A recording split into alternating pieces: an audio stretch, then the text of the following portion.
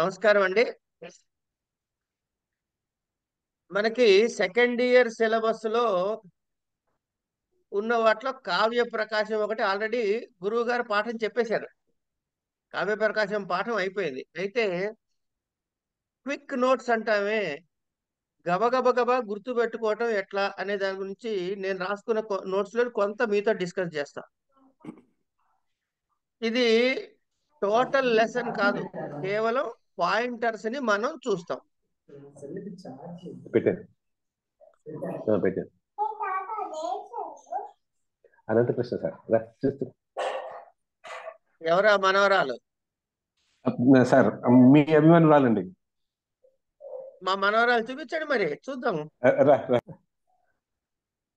ఈ కావ్య ప్రకాశము అనేది 3 ఉల్లాసాల వరకు మీకు సిలబస్ లో ఉంది.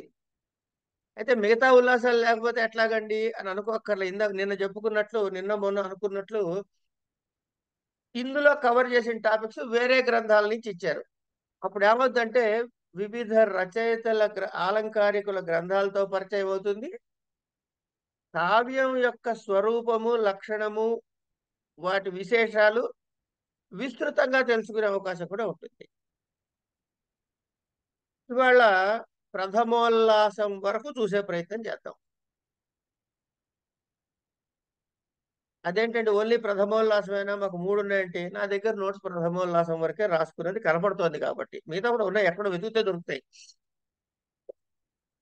సరే, ఇది మమ్మటుడు రాశాడు. ఈయన మొట్టమొదటి ఏం శ్లోకం రాస్తున్నాడు అంటే, నియతికృత నియమరహితాం 1, హ్లాదైకమయీం 2, అనన్య పరతంత్రాం 3, నవరస రుచిరాం 4. 4 కండిషన్స్ చెప్పి నిర్మితిం ఆదదతి భారతి క్వేర్జయతి అన్నాడు. నియతికృత నియమరహితం. ఇప్పుడు ఇక్కడ ఏం చేస్తున్నాడు? నిర్మితి అంటే సృష్టి, నిర్మించటము సృష్టి అనుకుందాం. ఎవరి సృష్టి? కవే భారతి కవే జయతి. ఎవరైతే ఈ సరస్వతిని అంటే గనక ఈ కావ్యాన్ని యొక్క కవిని సృష్టిస్తున్నాడు కవి, ఆయన కావ్యంలో ఉండేది ఏమిటయ్యా అంటే శబ్ద రూపంలో ఉన్న సరస్వతీదేవి, ఆ భారతీదేవిని నమస్కరిస్తున్నాడు. ఆవిడికి జయము, నమస్కారము. జయము అంటే నమస్కారము అని అని మనకి తాత్పర్యంగా చెప్పారు. ఇది శ్లోకం రాసి, కారిక రాసి, దానికి వృత్తి కూడా రాశారు మమ్మటుడు. నియతి శక్తియా నియత రూప సుఖ దుఃఖ మోహ స్వభావ పరమాణుత్వాదుపాదాన కర్మాది సహకారి కారణ పరతంత్ర షడ్రస నచ హృజ్జైవ తైః తాదృశీ బ్రహ్మణో నిర్మితి నిర్మాణం. ఏతద్విలక్షణాతు కవివాంగ్నిర్మితి అతయేవ జయతి. జయత్యేర్థేన చ నమస్కార ఆక్షిప్యత ఇతి తాం ప్రత్యస్మి ప్రణత ఇది లభ్యతే అని ఆయన వృత్తి కూడా రాశాడు. మనకంటే పరీక్ష కోసమును సంస్కృతం మనకి ఈ క్షణాలు అందరికీ అర్థమవుతోంది కాబట్టి, కేవలం శ్లోకం చదివినా, కొంచెం వృత్తిని ఒకసారి అర్థం చేసుకున్నా, ఒక్క శ్లోకాన్ని గుర్తు పెట్టుకుంటే, ప్రథమోల్లాసంలో మొత్తం 3, 4, 5 శ్లోకాలు ఉన్నాయి. ఈ 4, 5 శ్లోకాలు నోటికి వస్తే ప్రథమోల్లాసం మొత్తం నోటికి వచ్చినట్టే. దీనిలోంచి 3 క్వశ్చన్లు వస్తాయి. ఒకటి సరస్వతి ప్రార్థన మీద రావచ్చు, తర్వాత కావ్య ప్రయోజనం ఏమిటి రావచ్చు, కావ్య లక్షణం రావచ్చు. ఇవన్నీ ఈ 3 రకాలు. కావ్య ప్రయోజనం ఉంది, కావ్య లక్షణం ఉంది, తర్వాత కావ్య స్వరూపం, ఇవన్నీ వస్తాయి. కనుక ఒక్క ప్రశ్న 3, 4 ప్రశ్నలు వచ్చేది ఎన్నిరా అంటే 4 శ్లోకాల నుంచి వస్తాయి. దాని వృత్తి గుర్తు పెట్టుకున్నట్టు, లేకపోతే లేనట్టు. ఇంతకీ కవి యొక్క సృష్టి బ్రహ్మ సృష్టి కన్నా ఎందుకు గొప్పది అని ఒక ప్రశ్న వేసుకున్నాడు ఆయన. నియతి శక్తియా నియత రూప. ఇప్పుడు మనం మిగతా దర్శన గ్రంథాలు కూడా చూశాం కాబట్టి కొంతవరకైనా అందులో ఏం చెప్పాడు ఈ దర్శన గ్రంథాల్లో అంటే, నాయనా నీకు జన్మ మళ్ళీ రావటానికి కారణం ఏమిటి అంటే, నువ్వు చేసుకున్న పుణ్యపాపాలు. ఈ పుణ్యపాపాలు సంచితములై ఆ సంచితము నుంచి కొంత భాగాన్ని ఈ జన్మలో అనుభవించటానికి ఈ జన్మలో నీకేం వస్తున్నాయి అంటే మూడు వస్తున్నాయి. జాత ఆయుర్భోగములు అని మూడు వస్తున్నాయి. ఇవి ఎందుకు వస్తున్నాయి అంటే తెచ్చుకున్న ప్రారంధం ఎంతో అనుభవించాలి కదా అని. ఈ ప్రారంధం అనుభవించడానికి పుట్టాలి. పుట్టిన తర్వాత అది అనుభవించడం కదా కొంత బతుకుండాలి కదా. అందుకని ఆయుష్, భోగము ఆ ప్రారంధాన్ని అనుభవించటం. ఈ మూడు ఉంటాయి. ఈ మూడు దేని మీద అంటే ఒక వ్యక్తి పుట్టాడు అంటే ఎంతకాలం బతుకుతాడు రా వాడు అంటే ఆయుర్దాయం ఉన్నంత వరకు. ఆయుర్దాయం ఎంతకాలం ఉంటుందయ్యా ప్రారంధం అని. ప్రారంధం ఎంత ఉందయ్యా అంటే వాడు చేసినటువంటి పుణ్యపాపాల బట్టి ఉంటుందండి. పుణ్యపాపాలు ఎందుకు వచ్చాయ్యా వాడు చేసినటువంటి ధర్మ అధర్మ కర్మల వల్ల కర్మ ఫలముగా వచ్చినవి ఇవి అన్నాడు. ఇది దృష్టిలో పెట్టుకుని మాత్రమే, ఇతరత్ర కుదరదు. ఇది దృష్టిలో పెట్టుకుని మాత్రమే బ్రహ్మగారు సృష్టి చేయగలడు. ఇంకో విధంగా చేయడానికి లేదు. బ్రహ్మకి ఆ శక్తి లేదు. అంచేత నియతి శక్తి, ఈ నియతి శక్తి ద్వారా నియమించబడినటువంటి సృష్టిని చేయగలుగుతాడు. తర్వాత ఇంకోటి ఏం కావాలి? సుఖ దుఃఖ మోహ స్వభావాలైనటువంటి వాటితో పరమాణువులు అనేటటువంటి కాంబినేషన్ అనేటువంటి ఉపాదాన కారణము. ఉపాదాన కారణం అంటే కుండలో మట్టి ఉపాదాన కారణం, కర్ర, తిప్పేటటువంటి మనిషి, తర్వాత చక్రము, ఇవన్నీ కూడాను సహకారి కారణాలు. కనుక నిమిత్త కారణాలు అని కూడా అంటాం. నిమిత్త కారణం అంటే ఉపాదాన నిమిత్త కారణాలు అనే రెండు కారణాలు పట్టుకుని వాటితో నియమించబడి మాత్రమే ఆయన సృష్టి చేయగలుగుతాడు. కనుక పరమాణువులు లేకపోయినా సృష్టి లేదు. ఇట్లా ఈ సుఖ దుఃఖ మోహ స్వభావాలు లేకపోయినా ఆయన సృష్టి పెట్టకుండా ఆయన సృష్టించలేడు. ఇది బ్రహ్మగారికి ఉన్నటువంటి లిమిటేషన్స్. కనుక ఇవన్నీ వీటి మీద పరతంత్రుడు ఆయన. అన్య పరతంత్రం ఈయన. అన్య పరతంత్రం అంటే ఇదేం దేని మీద అన్యంలో ఏమిటి? ఆయన సృష్టించడానికి ఒకటి ప్రారంధ కర్మ శక్తి, తర్వాత సుఖ దుఃఖ మోహాత్మకములు,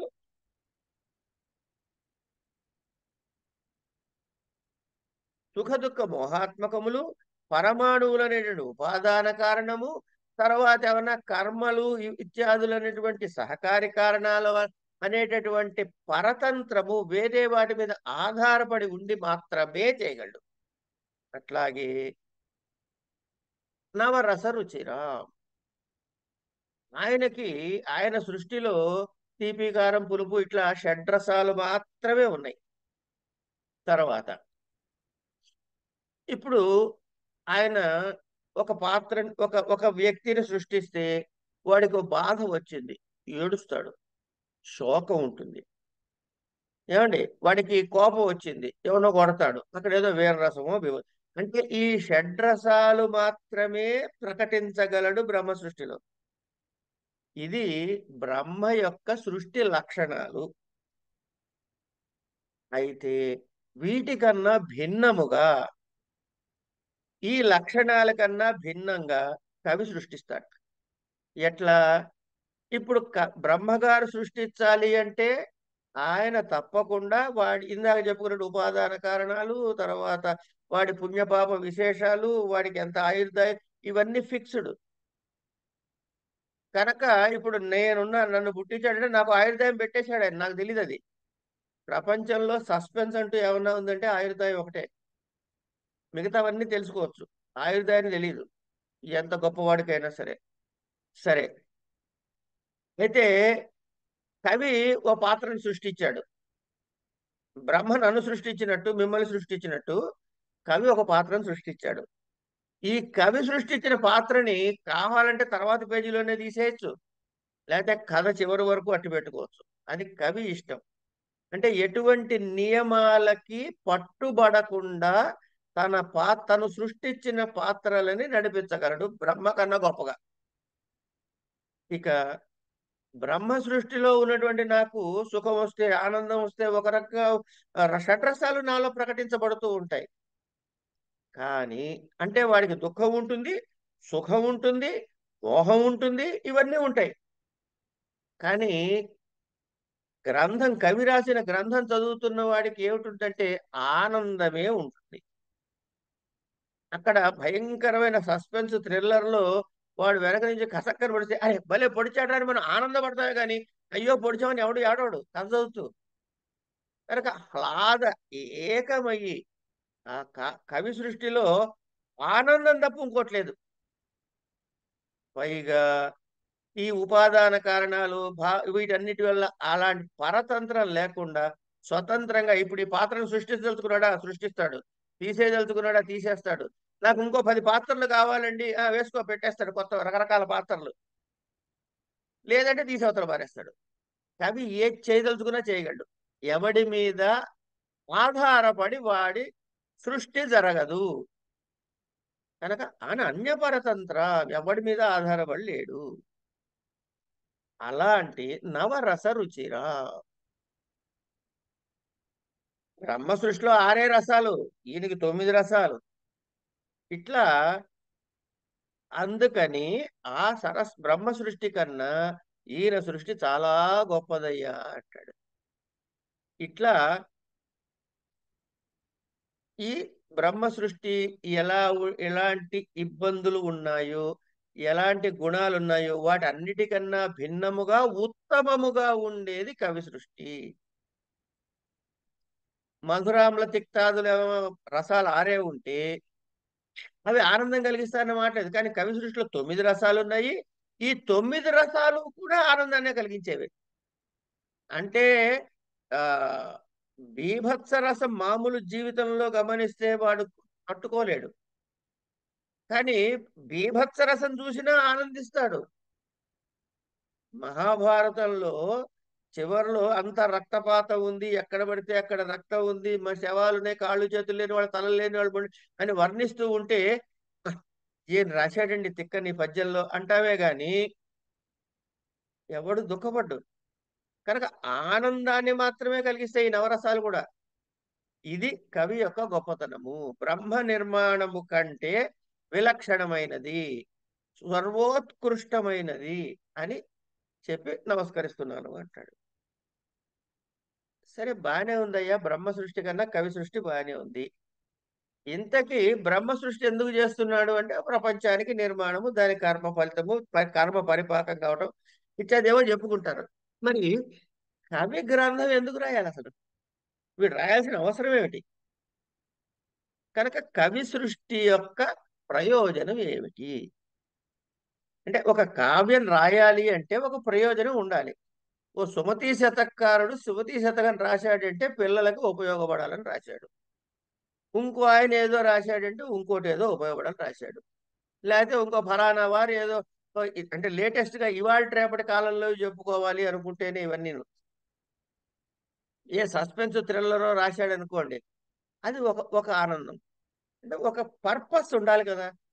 కనుక ఇక్కడ కావ్యం యొక్క పర్పస్ ఏమిటి, కావ్యం యొక్క ఆవశ్యకత ఏమిటి, లాభం ఏమిటి, ప్రయోజనం ఏమిటి అని గనక మనం లెక్కేసుకున్నట్లయితే, కావ్యం యశసే అర్థకృతే వ్యవహార విదే శివేతరక్షతయే సద్య పరనిర్వృతయే కాంతా సంమితతయా ఉపదేశయుతే అని 6 లక్షణాలని చెప్పాడు. ఇవి ఏంటంటే వీడికి ఉదాహరణలు ఎక్కడున్నాయండి అంటే వృత్తిలో చెప్పేశాడు.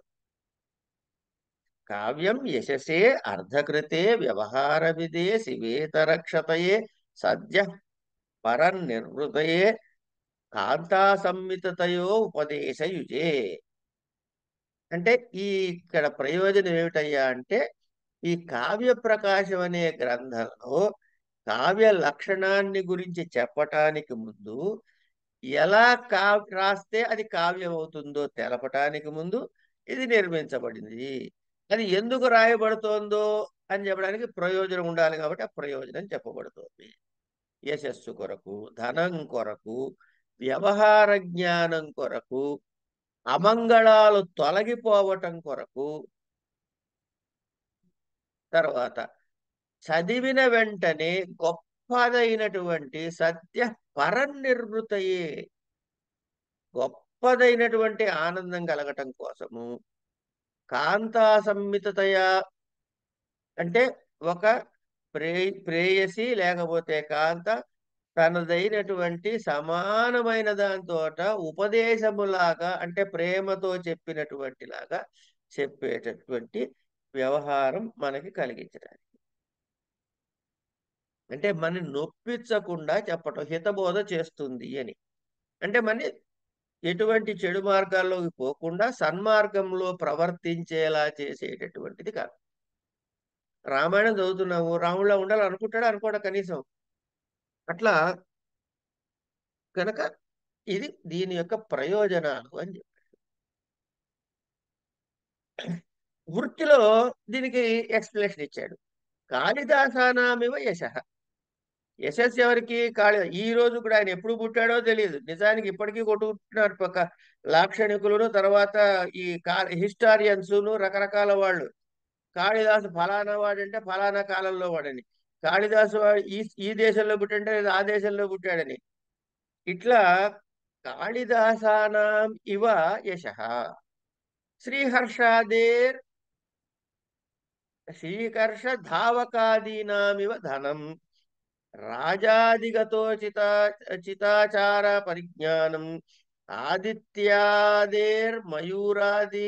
ఈనామివ అనర్థ నివారణం, సకల ప్రయోజన మౌలిభూతం నమ సమంతరమేవ రసాస్వాదన సముద్భూతం విగలిత వేద్యాంత ఆనందం ప్రభు సంమిత శబ్ద ప్రధాన వేదాది శాస్త్రేభ్య సుహృత్ సంహితార్థవత్ పురాణ ఇతిహాసేభ్య శబ్దార్థయో ఏమైనా పనుందా? ఏమిటి మళ్ళీ? శుభం.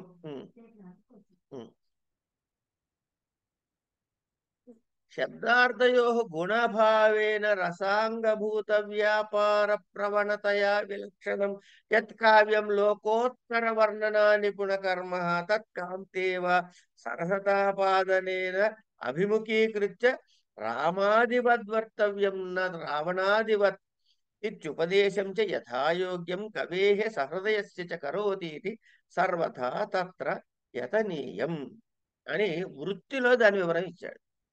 ఇవన్నీ మనం పక్క పెడదాం కాసేపు. చేసేసే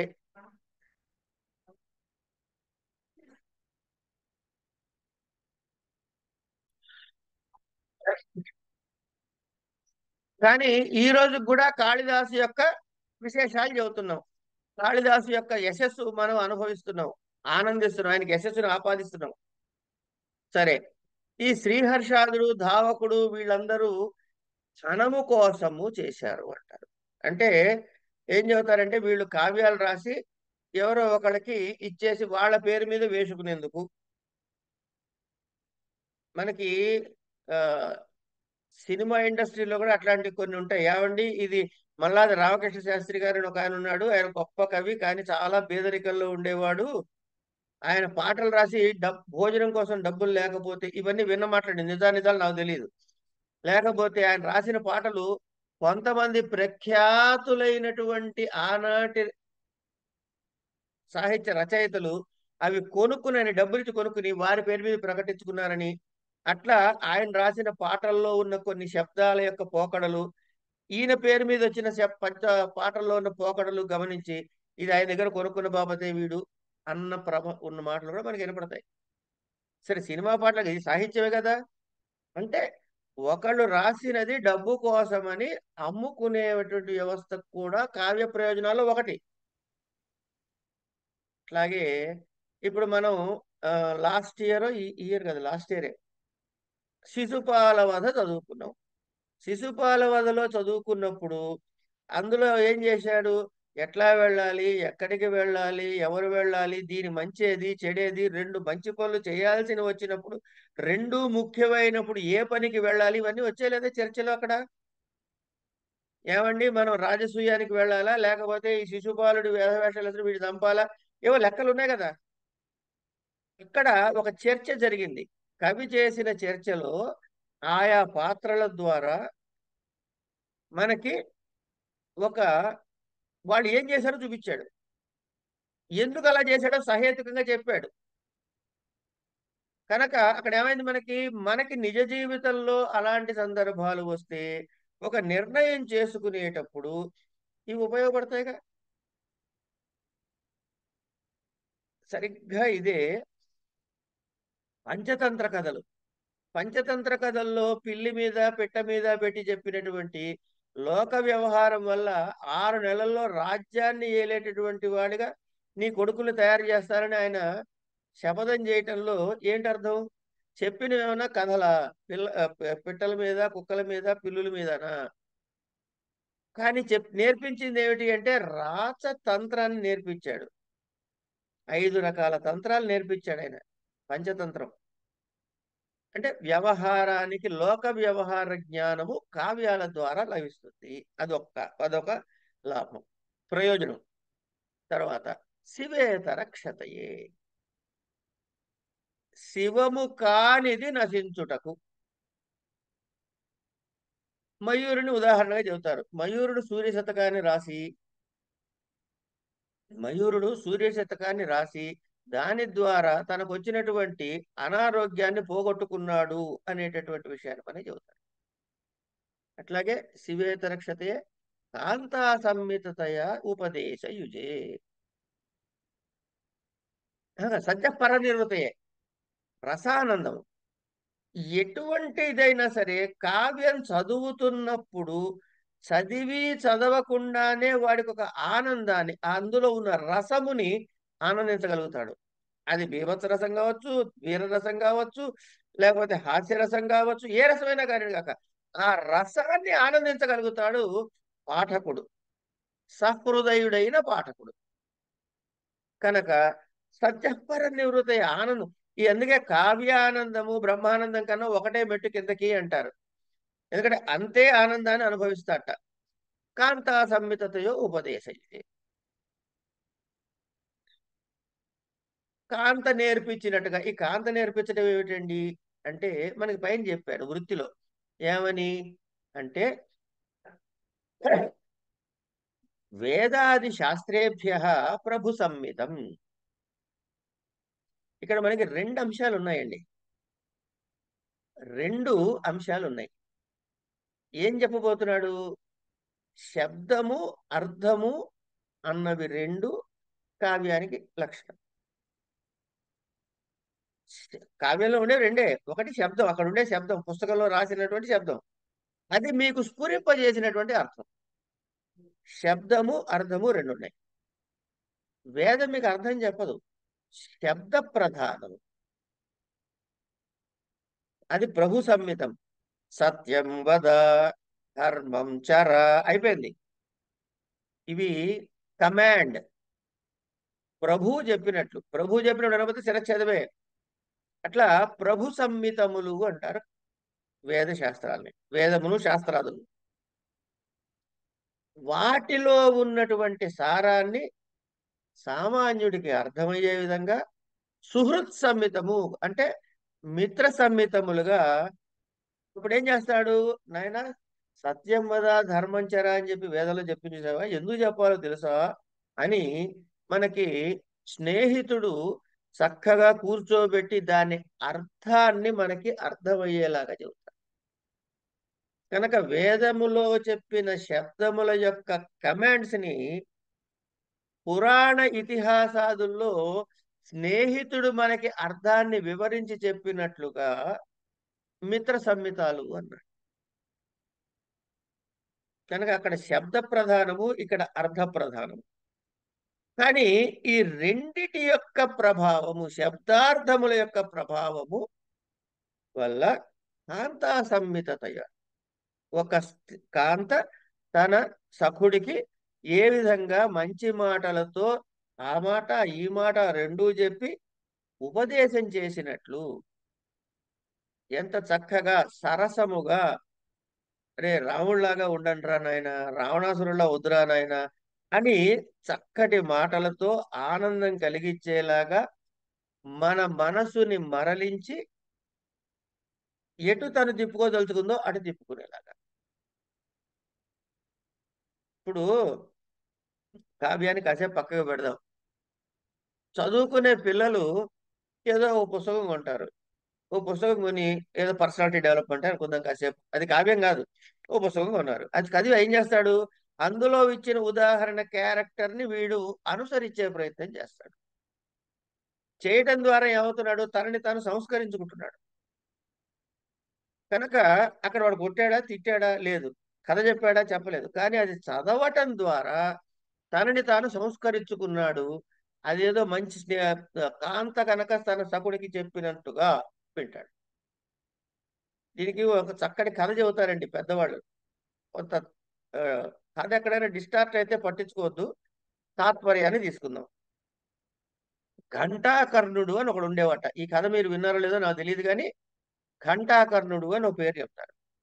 వాడికి విష్ణువు పేరు చెబితే మంట. విష్ణువు అని ఎవడైనా అంటే వాడికి శిరచ్ఛేదమే. కనుక వాడిని తట్టుకోలేకపోతున్నారు. అప్పుడు వాడి భార్య ఓ టెక్నిక్ చెప్పిందిట. ఆవిడ మంచి పరమ విష్ణు భక్తురాలు. కనుక ఇందులో చిన్న చిన్న తేడా, కథ చెప్పడంలో తేడా ఉంటే మర్చిపోండి, కానీ విషయం మాత్రం ఇదే. కనుక ఎవడైనా కనబడితే, ఎవడైనా విష్ణు స్మరణ చేస్తే వాడికి శిరచ్ఛేదము. ఈవిడేమైనా విష్ణు భక్తురాలు. మరి మొగుడు మార్చాలి, ఎట్లా మారుస్తుంది? ఏం చేయాలో తెలియలేదు. ఆవిడ టెక్నిక్ కనిపెట్టింది. భర్తను పిలిచి, నాయనా నీకు విష్ణు శబ్దం వినపడితే నీ కోపం వస్తుంది. కోపం వస్తే బీపీ పెరుగుతుంది. నువ్వు వాడిని చంపుతున్నావు. తద్వారా నీకు పాపం వస్తుంది. ఇన్ని అవగుణాలు నీకు కలుగుతున్నాయి. కానీ నిన్నట్లా అవగుణాల్లో పడేయటం నాకు ఇష్టమా చెప్పు? కుదరదు కదా. కనుక నీకు టెక్నిక్ చెబుతాను. అప్పుడు నీకు విష్ణు శబ్దం వినపడదు, నువ్వు పాపాలు చెయ్యవు, కనుక సుఖంగా ఉంటే మన హాయిగా మనం ఉందాము. నీకు విష్ణు శబ్దం వినపడకపోవడం కదా కావాల్సింది అంటుంది. అంతే అంతే అంటాడు వీడు. అయితే ఓ పని చేయి, ఏదైనా శబ్దం వినపడాలంటే చెవులు ప్రధానం. కనుక నువ్వేం చేస్తావు అంటే 2 గంటలు చేయించు, గట్టిగా మంచిగా మోగే కంచు గంటలు, చెవుకి కుండలాగా గంటలు పెట్టుకో. నువ్వు నడుస్తున్నప్పుడు కదా ఎవడో ఒకటి మాట్లాడేది వినపడేది నీకు. నువ్వు నడుస్తున్నప్పుడు గంటలు మోగుతాయి. ఈ గంటల శబ్దం చెవిలో వినపడుతుంది. వాడన్న విష్ణు శబ్దమో ఇంకే శబ్దమైనా సరే శివ శబ్దం కానీ వినపడదు నీకు. ఇది నచ్చింది మనవాడికి. 2 గంటలు చేసి చెవులు పెట్టుకున్నాడు. ఇప్పుడు గమనించండి అసలు విషయం. ఆవిడ విష్ణు భక్తురాలు, వీడు గంటలు కట్టుకుని బయలుదేరాడు రోడ్డు మీద. వెళ్తుంటే, అదేంటంటే అలా కొత్తగా వింతగా గంటలు కట్టుకుని అంటే, ఏం చెప్పనయ్యా, నాకు వాడు ఎవడైనా ఎదురుపడి విష్ణువు అన్నాడు అనుకో, నాకు కడుపు రగిలేది. కడుపు రగలగానే ఏం చేస్తున్నాను? వాడిని చంపుతున్నా. మా ఆవిడ ఏమైనా నన్ను ఇబ్బంది పెడుతుంది. ఈ గంటలు కట్టుకుని అనుకోడు, వాడు 100 సార్లు విష్ణు విష్ణు విష్ణు అన్నా నాకు ఈ గంటలు ఠంగ ఠంగ ఠంగ అని మోగటం వల్ల వాడు అన్న విష్ణు శబ్దం నాకు వినపడట్లేదు. ఎన్నిసార్లు అనండి విష్ణు శబ్దాన్ని వీడు ఇప్పుడు? ఇట్లా వాడి చేత విష్ణు సహస్రనామాలు చేయించే ప్రయత్నం తీసుకెళ్ళింది ఈ గంటలు పెట్టి. ఇక్కడ ఆవిడ ఏమైనా చేసిందా? వాడిని కోపడిందా, తిట్టిందా, బతివాడిందా? ఏం చేయలే. ఇలా ఒక కథ చెబుతూ ఉంటారు సరదాగా. సరే, ఇది కథ కానీ కథ నిజం అనేది తెలీదు, వింటానే బాగుంది. కనుక కాంతా సంహితయో ఉపదేశి, ఇవి కావ్య ప్రయోజనాలు అన్నాడు. ఏమంటే కావ్యం ఎవరు రాస్తారు? కవి రాస్తాడు. ఎవరు చదువుతాడు? సహృదయుడు చదువుతాడు. సహృదయుడు అంటే కావ్య సందర్భములో సహృదయుడు అన్నది ఒక పారిభాషిక పదము. అనేక కావ్యములను చదివి వాటిని విమర్శ చేసి వాటిలోని గుణగ్రహణ పారీణుడైనటువంటి వాడిని సహృదయుడు అంటారు. ఎవరిని పడితే వాడిని అన్నారు. నిష్పక్షపాతముగా అందులో ఉన్నటువంటి గుణదోష విచారణ చేయగలిగి అది అనేకమైన కావ్యాలు చదవటం వల్ల వచ్చినటువంటి లాభముగా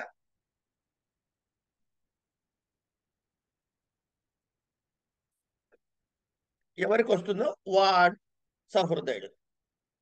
కనుక ఇప్పుడు ఇది ఏమవుతుంది, ఈ ఆరిట్లోనూ ఎవరికి ఏం లాభం వస్తుంది అంటే యశస్సు. యశస్సు ఎవరికి వస్తుందండి?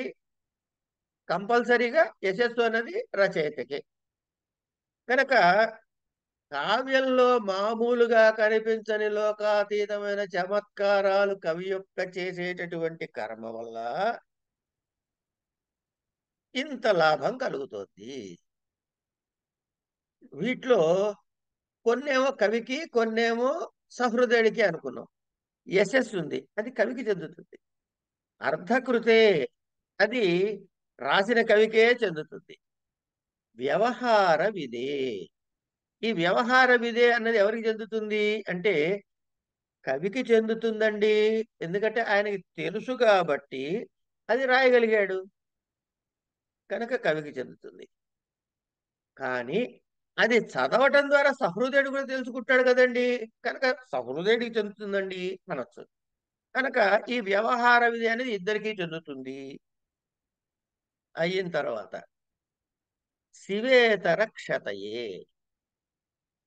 అయితే ఈ ఈ మూడు వ్యవహార విధి చదువుకునే వాడికి కూడా కలగవచ్చు. కానీ కావ్య జ్ఞానం కలిగిన వాడికే కీర్తి, దానివల్ల లాభము, తర్వాత ఈ వ్యవహార లక్షణాలు, ఈ మూడు కూడా కవికే చెందుతాయి అని ప్రధానంగా చెబుతూ, తర్వాత శివేతర క్షతయే, ఇది ఎవరికి చెందుతుంది అంటే పాఠకుడికి చెందుతుంది.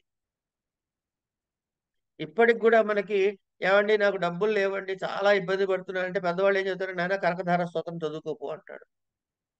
లేకపోతే నాకు ఫలానా ఇబ్బందిగా ఉందండి, భయం వేస్తుందండి అంటే సరే దుర్గా సప్తశతి చేయించుకో, లేకపోతే దుర్గా సప్తశతి పారాయణ చేయండి చెబుతారు. ఇట్లా ఈ స్తోత్రాది పాఠన వలన అనర్థాలు తొలగిపోతాయి. ఏమంటే డబ్బులు లేవండి, కుజగ్రహానికి మంత్రం చదువుకోవయ్యా అంటాడు. లేకపోతే కుజ స్తోత్రం చదవమంటాడు. మీరు ఏ స్తోత్రాదులు తీసి చూసినా ఫలానా చివర ఫలశ్రుతితోటి ఇస్తాడు. అది ఎవరికి వస్తుంది? చదివిన వాడికి వస్తుంది. కనుక అనర్థాలను తొలగించుకోవటానికి ఇది ఉంటాయి. అట్లాగే సజ్జఃపర నివృత్తి, రసానందం కలుగుతుంది. కాంతా సమేత ఉపదేశం, ఇవన్నీ కూడా ఈ తర్వాతి మూడు కూడాను ఎవరికి కలుగుతున్నాయ్యా అంటే సహృదయుడికి కలుగుతున్నాయి. ఏమండి కొన్ని అటు ఇటు కూడా ఉన్నాయి కదండి, ఏది కరెక్ట్ అండి అన్నారు అనుకోండి, వ్యవహార జ్ఞానం కలుగుతుంది అన్న ఇద్దరికి వస్తుంది కదా. ఏంటంటే వాడు రాస్తున్నప్పుడు వ్యవహార జ్ఞానం కలగడానికి రాయట్లే, వాడికి కలిగిన జ్ఞానాన్ని మనకి ప్రకటిస్తున్నాడు. తర్వాత కాలంలో మళ్ళీ ఆయన చదువుకుని కొత్త భావం కలిగింది అనుకోండి, అప్పుడు వాడు సహృదయుడి స్థితికి వస్తాడు కానీ కవి స్థితిలో లేడు. కనుక వెరసి ఇద్దరికి ఉపయోగపడేటటువంటి ఇది. అంటే సహృదయుడు అంటే ఎవరు? ఎవరైతే కావ్యములను బాగా అభ్యాసం చేసి వాటిని తనకి స్వాధీనపరుచుకుని మనసులో నిలుపుకుని ఏవి వదిలేయాలో ఏవి స్వీకరించాలో తెలుసుకుని మంచి చెడులను చేయగలిగినటువంటి స్వభావము ఎవడికైతే ఉంటుందో వాణ్ణి సహృదయుడు అంటారు. సరే, ఇక్కడికి కాంతా సంహిత ఉపదేశించి అయిపోయింది. ఇది కావ్య ప్రయోజనాలు. ఇక కావ్య ప్రయోజనం సరే, అయిన తర్వాత ఎవడు పడితే వాడు కావ్యాన్ని రాయొచ్చా? ఓ ఇవి ఉన్నాయి కదా, యశస్సు వస్తుంది, అర్థం వస్తుంది, వ్యవహార జ్ఞానం మెప్పించు, ఇవన్నీ ఉన్నాయి కదా, కనుక నేను కావ్యం రాస్తాను, నేను తయారవచ్చా అంటే నాకు కొన్ని లక్షణాలు చెప్పాడు. అంటే కావ్యానికి రాయబడటానికి ఇవి కారణాలు అంటాడు. కావ్య రచనకి కారణాలు లేదా కవి యొక్క అర్హతలు అనుకుని కూడా చెప్పుకోవచ్చు. ఏమిటది? శక్తి, నిపుణత, లోకశాస్త్ర కావ్యాద్యవేక్షణాత్, కావ్యజ్ఞ శిక్షయాభ్యాస ఇది తదుద్భవే అన్నాడు. ఇక్కడ హేతు అని ఏకవచనంలో చెప్పాడు. చెప్పినవి శక్తి, నిపుణత, లోకశాస్త్రాద్యవేక్షణాత్, కావ్యజ్ఞ శిక్షాభ్యాస, మూడు రకాలు చెప్పాడు. మూడు చెప్పి హేతు అని ఏకవచనం ప్రయోగించడం ద్వారా ఈ మూడు ఉంటేనే కావ్య రచనకి కారణము. మొట్టమొదటిది ఏమిటి? శక్తి. శక్తి అంటే ఆ రచయితలు, ఆ రచయితకి, ఆ కవికి బీజ రూపముగా, సంస్కార రూపముగా కొంత శక్తి, కావ్య రచన చేయగలిగినటువంటి శక్తి కలిగి ఉండటం. ఈ శక్తి చాలా ప్రధానమైనది. అలా ఆ శక్తి లేకపోతే వాడు రాయలేడు. అంచేత కవిత్వానికి బీజం ఏమిటి అంటే రచయితలో ఉండేటటువంటి సహజమైన ఒక సంస్కారం. ఇది మనకి నిన్ననే ఎక్కడో రాశా, ఒక్క నిమిషం ఉండండి. ఆ కాళిదాసు కథ చెబుతూ ఆయన కాళిదాసు ఎక్కడో భోజరాజు కోపం రావటము, కాళిదాసు వెళ్ళిపోవటం, ఎక్కడికో వెళ్ళిపోతే ఆయన్ని పట్టుకోవడం తెలియక మొత్తం ఇట్లా కథ ఏదో నడుస్తుంది, నాకు గుర్తులేదు. కానీ అయితే ఒక పండితుడు ఆ ఎట్లాగైనా సరే తన దారిద్రాన్ని పోగొట్టుకోవటానికి ఏం చేయాలో తెలియక గిలగిలాడుతుంటే ఈ తిరుగుతున్నటువంటి కాళిదాసు, ఓ పని చేయవయ్యా, నువ్వు శ్లోకం చేసి రాసుకెళ్ళి భోజరాజుకి ఇయ్యి, ఆయన నీకు సత్కారం చేస్తాడు, ఆయన ఏ శ్లోకం విన్నా సరే సత్కారం చేస్తాడు పో అంటాట. ఈయన ఏం చేస్తాడు? అతి కష్టపడి కష్టపడి కష్టపడి ఓ శ్లోక పాదం రాశాడు. ఏమని రాశాడు? ఆ భోజనం దేహి రాజేంద్ర శుక సూపశాఖ సమన్వితం అని ఒక శ్లోకం రాశాడు. భోజనం దేహి రాజేంద్ర ఘృత సూప సమన్వితం. ఒక శ్లోకాన్ని చచ్చి చెడి కుట్టాడు, ఒక పూర్వార్థాన్ని. ఇంకేం చేయాలో తెలియదు. ఇప్పుడు ఆయన సరే కాళిదాసు దాన్ని రెండో పాదాన్ని పూరించి మాహిషంచ శరశ్చంద్ర చంద్రికా ధవళం దధి అన్నాడు. అని గేదె పెరుగు శరత్కాలములో చంద్రుడి యొక్క కాంతి తెల్లగదనం వలె ఉండేటటువంటి తెల్లనైనటువంటి పెరుగుతో సహా అన్నాడు. ఇది కవిత్వం అంటారు. ఎందుకు? ఇప్పుడు ఆయన ఇది రాయకుండా ఆయనే ఇంకోసారి కుట్టి నాలాంటి వాడు ఎవడో అనుకోండి, సుధార్థోహం మహారాజా త్వమేవ శరణం మమ అని కూడా రాయొచ్చు. ఇందులో కవిత్వం లేదు, అది ఎటువంటి ఆనందాన్ని కలిగించటం లేదు. కనుక ఆ సహజముగా పెట్టగలిగిన లక్షణం కాళిదాసుకుంది, నాకు లేదు.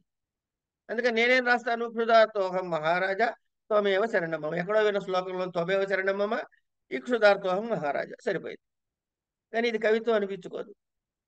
అంటే ఒక శక్తి మనకి ఉండాలి. ఇది సహజముగా ఉంటుంది వ్యక్తిలో. ఇది బీజం.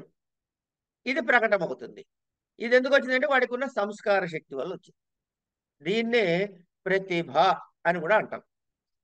ఇది ఉండి తీరాలి. ఇది అయిన తర్వాత ఏముండాలి వాడికి? శక్తి. అయిన తర్వాత శక్తి తర్వాత నిపుణత. నిపుణత ఉండాలి. నిపుణత అంటే ఏం చేయాలి అంటే తను వ్యుత్పత్తి అంటారు. నిపుణత అని వ్యుత్పత్తి అంటాం. వ్యుత్పత్తి అంటే లోక వ్యవహారము, శాస్త్రజ్ఞానము, ఛందస్సు, వ్యాకరణము, నిఘంటువు, తర్వాత గజతురగాదుల లక్షణాలు తెలిపే గ్రంథాలు, మంచి మంచి కావ్యాల పఠనము, వీటి ద్వారా ఆ బీజ రూపమైన శక్తి వ్యుత్పత్తి అయ్యి విశేషించి బాగా తెలిసి నిర్దుష్టమైన కావ్యాన్ని రాయగలుగుతాడు. వాడికి శాస్త్రజ్ఞానం లేదనుకోండి, విషయం చెప్పలేడు. అట్లాగే ఛందో వ్యాకరణాలు తెలియదు అనుకోండి, ఆ తప్పు భాషలో అసాధు శబ్దాల ప్రయోగం జరగచ్చు. ఇది కాకుండా ఇవి చదవటం ఒకటే కాకుండా కావ్యజ్ఞుల వద్ద శిక్షణ, అభ్యాసం చేయాలి. ఎవడు కావ్యజ్ఞుడు అంటే తను రాయగలిగి ఉండి ఇతరుల దాని యొక్క విమర్శ చేయగలిగినటువంటి జ్ఞానం ఉన్న పండితులు కావ్యజ్ఞులు. ఇలాంటి వారి దగ్గర కూర్చుని కావ్యాలు చదువుతూ వాటిని చదివి విమర్శించడం కలిగి జ్ఞానం కలిగి గుణదోషాల్ని తెలుసుకుని చేసిన వాడు మాత్రమే కవి కాగలుగుతాడు. కానీ ఇవాళ యూట్యూబ్లో చూసి ఛందస్సు నేర్చుకుని రాత్రికి పుస్తకం రాస్తే అనంతకృష్ణ కావ్యంలో ఉంటుంది. కనుక అది కాదు అన్నాడు. కనుక ఇది ఈ మూడు కలిసి ఉంటేనే కావ్య లక్షణం. ఇది అయిన తర్వాత అసలు కావ్యం అంటే ఏమిటి అని ఒక ప్రశ్న వేశాడు ఇక్కడ. అని తదదోషౌ శబ్దార్థౌ సగుణ అలంకృతాపి పునఃక్వాపి అన్నాడు. తదదోషం. తత్ అంటే ఏమిటండి అంటే ఆ కావ్యము అదోషౌ. ఎటువంటి దోషములు ఉండకూడదు? శబ్ద దోషములు ఉండకూడదు, అర్థ దోషాలు కూడా ఉండకూడదు. శబ్దార్థౌ దోషములు లేనటువంటి శబ్దార్థములు, సగుణ సగుణౌ అవి రెండు సగుణములై ఉండాలి. అనలంకృత కృతి అలంకారములు అక్కడక్కడ లేకపోయినా క్వాపి ఎక్కడైనా అక్కడ కానీ ఇక్కడ క్వచిత్తుగా ఎక్కడైనా అలంకారాలు లేకపోయినప్పటికీ కూడా ఇది కావ్యం అనిపించుకుంటుంది అన్నాడు. అంటే సగుణములైనటువంటి దోషములు లేనటువంటి శబ్దార్థములు దేనిలో కలిగి ఉంటుందో అది కావ్య స్వరూపం. అది అంటే దోషములు లేనటువంటి గుణాలు ఉన్నటువంటి ఇక్కడక్కడ గుణాలు అలంకారాలు లేకపోయినప్పటికీ కూడాను ఈ శబ్దార్థాలే కావ్యము. దోషం లేకపోవడం అంటే ఏమిటి? శబ్ద దోషం ఉండకూడదు, గుణదోషం ఉండకూడదు, అలంకార దోషం ఉండకూడదు, తర్వాత అర్ధ దోషం ఉండకూడదు. ఇట్లా అనేకమైన దోషాలు ఉండకుండా ఉండి క్వాపి ఎక్కడైనా కొన్ని చోట్ల అంటే సాధారణంగా ఎక్కడైనా అలంకారాలు లేకపోయినా అంటే సర్వసాధారణంగా అలంకారాలు కావ్యంలో ఉండాలి అని చెప్పటం. ఎక్కడైనా లేకపోయినా పర్లేదయ్యా అంటే అంతటా ఉండాలని కదా దాని అర్థం. కనుక అలంకారములతో కూడుకున్నటువంటిది, అలంకారాలు లేకపోతే అది కావ్యే కాదు పో అన్నాడు అనమాట. అని చెబుతూ వీటి లక్షణాలకి మనకి మళ్ళీ ఉదాహరణలు ఇస్తున్నాడు. ఇస్తూ కావ్యస్వరం తదోషో శబ్దార్థో సగుణౌ వానలంకృతి సగుణౌ అనలంకృతి. సగుణౌ ఔలో ఉన్న ఔకారము, అనలంకృతిలో అకారము కలిసి ఆ వాంతాదేశంది కలిగి ఇక్కడ సగుణ వనలంకృతి అయింది. ఇది దీనికి ఉదాహరణలు చెబుతున్నాడు. అంటే దేనికి ఉదాహరణ చెబుతున్నాడు? కొన్ని చోట్ల లేకపోయినా పర్లేదు అన్నాడు కదా. అంటే అలంకారము లేనప్పటికీ రసము ఉన్నటువంటి శ్లోకము. అలంకారం లేకపోయినా ఎక్కడైనా పర్లేదు అన్నాడు కదా, కానీ అక్కడ రసం ఉందిట. యః కౌమార రసయేవ అని సయేవి అని ఆ చేత సముత్కంఠతే అనే ఒక శ్లోకం వస్తుంది. ఇందులో ఏముంది? ఏ అలంకారం లేదు. చాలా స్ట్రైట్ గా వాక్యాన్ని చెప్పేశాడు. కానీ అప్పుడున్న రేవారోదసే ఇప్పుడున్నది ఇదే. అప్పుడు నువ్వు ఉన్నావు, ఇప్పుడు నువ్వు లేవురా నాయన నా దగ్గర. కనుక నీవు లేకపోవడం వల్ల నాకు దుఃఖం కలుగుతుంది, నా మనసు ఇబ్బంది పడుతుంది అని ఒక చక్కటి రసాన్ని పండించాడు ఇక్కడ. అలంకారం లేదు, కానీ ఇది కూడా కావ్యంలోకే వస్తుంది అని కావ్యాన్ని మూడు రకాలుగా విభజించాడు ఈయన. ఉత్తమ కావ్యము, మధ్యమ కావ్యము, అధమ కావ్యము అని. ఇదముత్తమం అతిశయిని వ్యంగ్యే వాచ్యధ్వనిర్బుధై కథిత అని. వాచ్యము కంటే వ్యంగ్యార్థము ప్రధానముగా ఉంటే, అతిశయించి ఉంటే అది ఉత్తమ కావ్యము అన్నాడు. ఇక్కడ మనం నిన్న చెప్పుకున్నట్లు, నిన్న మొన్న ఎప్పుడో అనుకున్నట్లు, ఇవి ఇతర గ్రంథముల నుంచి ఉదాహరణలు తీసుకున్నారు కాబట్టి ఆ గ్రంథములో ఉండే ప్రకరణ సందర్భాన్ని బట్టి ఇక్కడ అర్థం చేసుకోవాలి కాబట్టి అవి మనకి తెలియకపోయినా ఇక్కడ చెప్పింది చెప్పినట్టు గ్రహించాలి. ఇప్పుడు నిశ్శేషచ్యుత చందనం అనేది ఉంది శ్లోకం. ఇందులో ఎక్కడ పట్టుకుంటుంది ఉత్తమ కావ్యం అంటే వ్యంగ్యము వాచ్యార్థము కన్నా ఎక్కువగా విశేషించి ఉండాలి అన్నాడు. అధమస్య అనే ఒక పదం దగ్గర ఉంది. ఈ శ్లోకంలో అధమస్య అనే పదం పట్టుకోవటం ద్వారా ఏమైంది? అక్కడ నువ్వు వాడితో రమించడానికి వెళ్ళావు అనే ఒక అర్థం స్ఫురిస్తోంది. పూర్వాపరాలైన శ్లోకాలు చదివితే ఈ అర్థం మనకు కూడా స్ఫురిస్తుంది. అంటే శబ్దము కంటే నువ్వు వెళ్ళావి, ఆహా ఎంత మంచిదానివే, ఫలానా ఏదో చెప్పుకొచ్చింది. ఇక్కడ శబ్దం కంటే అది తిట్టినటువంటి తిట్లు వ్యంగ్యార్థమే ప్రధానంగా స్ఫురిస్తుంది. కనుక ఇది ఉత్తమ కావ్యము అన్నాడు. శబ్దము కన్నా అర్థము భిన్నమైన వ్యంగ్యార్థాన్ని ప్రధానంగా ఉంది. అంటే ఇప్పుడు శబ్దార్థం కన్నా వ్యంగ్యార్థం అని ఒకటి ఉందని మనకు అర్థమైపోయింది కదా. మనకి జీవితంలో కూడా చాలా సార్లు మనం చేసేవండి ఇది. మనం నాలుగు రోడ్డు సెంటర్లో నుంచుని ఉన్నాం. ఎటు వెళ్ళాలి? కోటి వెళ్ళాలి. ఏదో ఎటు వెళ్ళాలి? కోటి అనుకుందాం. ఎవడో స్కూటర్ వేసి ఫ్రెండ్ వస్తున్నాడు. ఎక్కడికి వెళ్తున్నావా అంటాం. నువ్వు ఈ ప్రశ్న ఏమిటి? ఎక్కడికి వెళ్తున్నావు అంటే దాని అర్థం ఏంటి? వాడు ఎక్కడికి వెళ్తున్నాడో తెలుసుకోవటం. అదే మన తాత్పర్యం కాదు. వాడు కోటి వైపు వెళ్తుంటే వెనక సీట్లో కూర్చుని వెళ్దామని. కనుక మీరని ఎక్కడికి వెళ్తున్నావు అనేది శబ్దార్థం అయితే, నువ్వు కోటి వైపు వెళ్తుంటే నేను కూడా నీతో వస్తాను అనేది వ్యంగ్యార్థం. అబ్బాయి నేను ఇక్కడ దాకానే వెళ్తున్నానండి అంటాడు వాడు.